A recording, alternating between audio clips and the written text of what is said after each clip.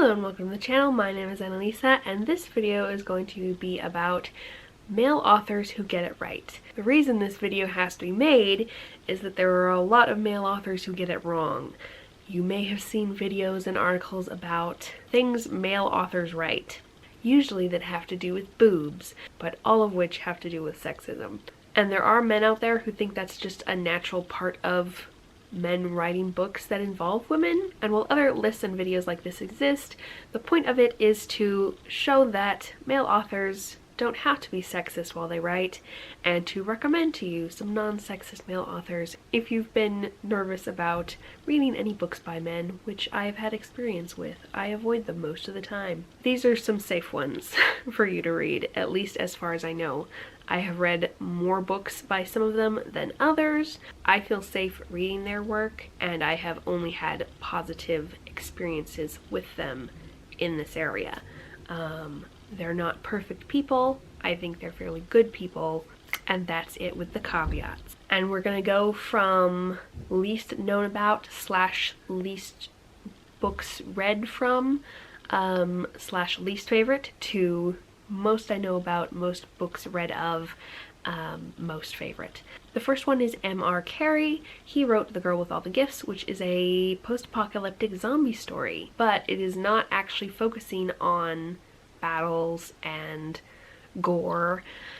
It is focusing on a school for child zombies that is mostly actually a lab, and how these children are used for experiments and the lives that they have inside of this. And the two main characters are both women. One is one of the young zombie children, and one is a female doctor who is studying the children.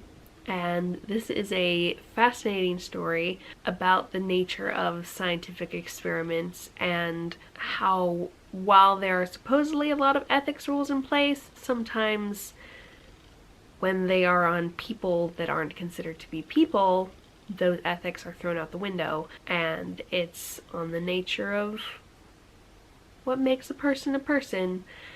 And I really like those explorations. I'm used to them from Star Trek mostly, and Stargate. And it was really interesting, and it was centering women, but written by a man, and it wasn't sexist.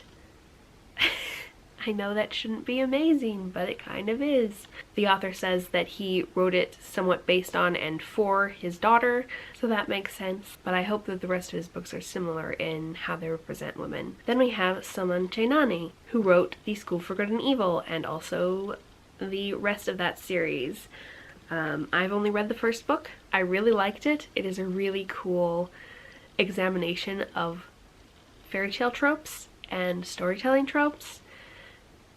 It is all about some girls who get spirited away from their home and taken to a school for good and evil, and they all expect the little dour one who wears black all the time, has black hair, doesn't take care of her appearance, to go to the evil school, and the girly girl with the blonde hair to go to the good people school, because they have been raised with those sort of gender roles, but also just stereotypes.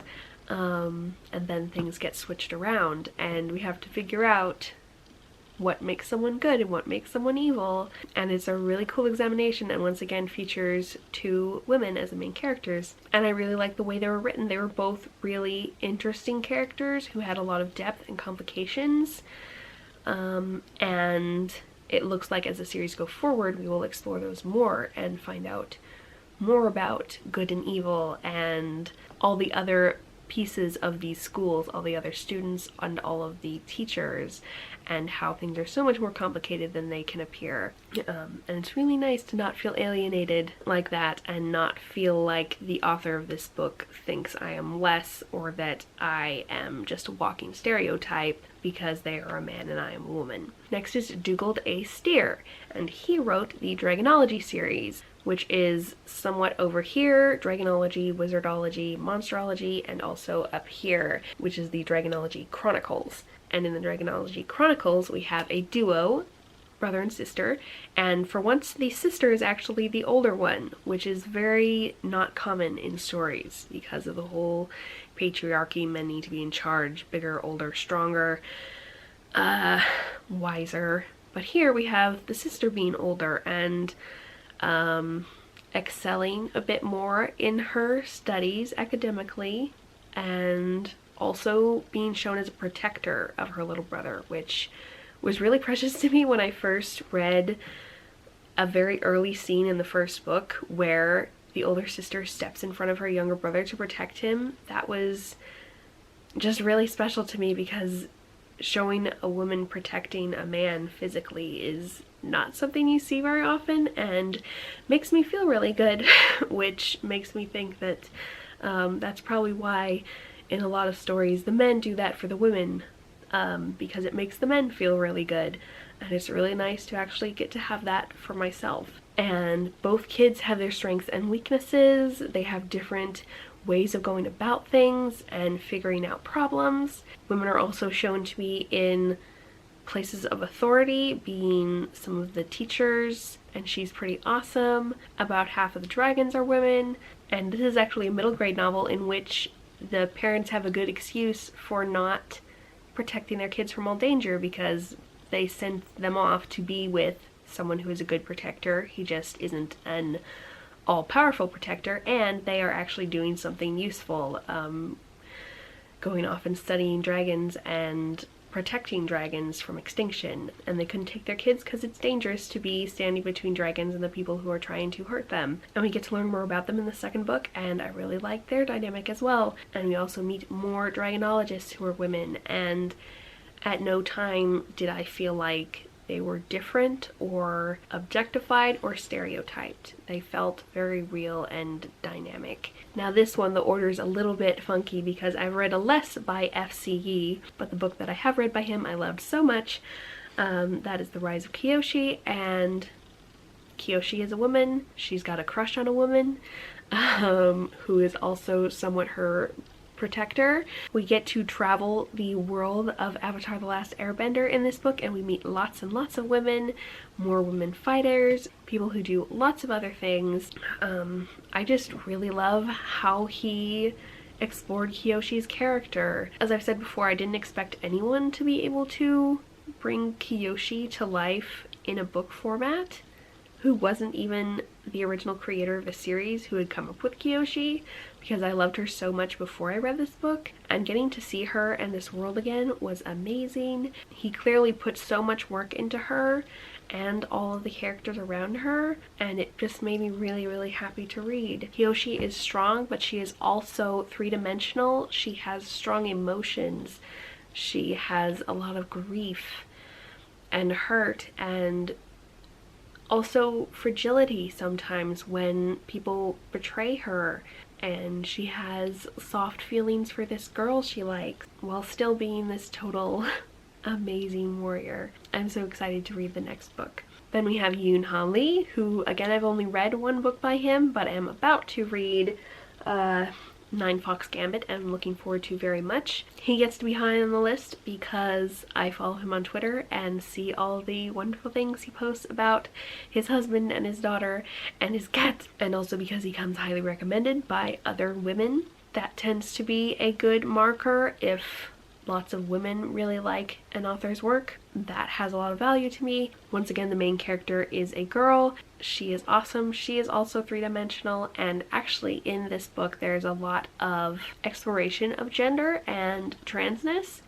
So there's a lot of talk of pronouns and people having their pronouns displayed on their badges, and I really enjoyed that, and I felt very attached to the main character. And although in this narrative she is not a protector of her brother, the entire point of the book is that she goes off searching for her brother who has gone missing, and she knows is in trouble. She journeys very far, goes through a lot of dangers to find and save him, and I loved being able to see that.